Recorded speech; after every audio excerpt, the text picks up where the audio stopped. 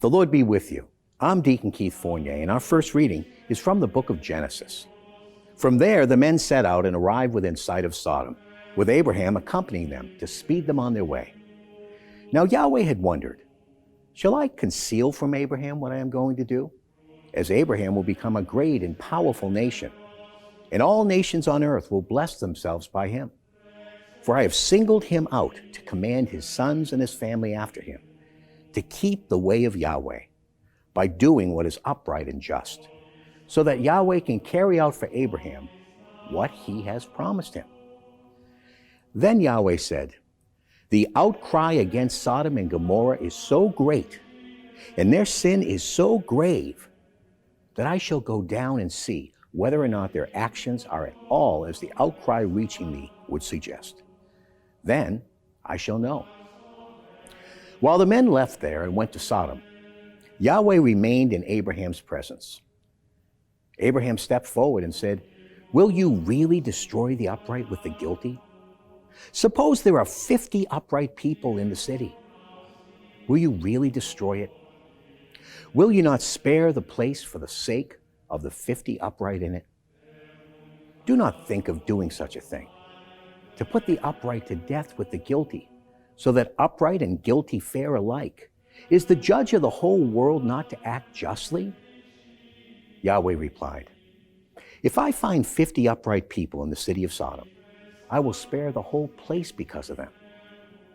Abraham spoke up and said, it is presumptuous of me to speak to the Lord, I who am dust and ashes. Suppose the 50 upright were 5 short.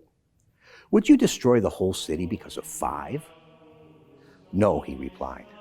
I shall not destroy it if I find 45 there. Abraham persisted and said, suppose there are 40 to be found there. I shall not do it, he replied, for the sake of the 40. Abraham said, I hope the Lord will not be angry if I go on. Suppose there are only 30 to be found there. I shall not do it, he replied, if I find 30 there. He said, it is presumptuous of me to speak to the Lord. Suppose there are only 20 there. I shall not destroy it, he replied, for the sake of the 20. He said, I trust my Lord will not be angry if I speak once more. Perhaps there will only be 10. I shall not destroy it, he replied, for the sake of 10.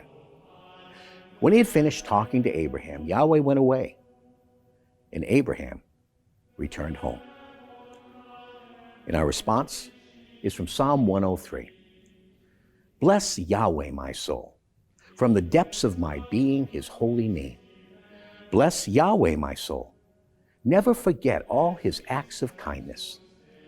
He forgives all your offenses, cures all your diseases. He redeems your life from the abyss, crowns you with faithful love and tenderness.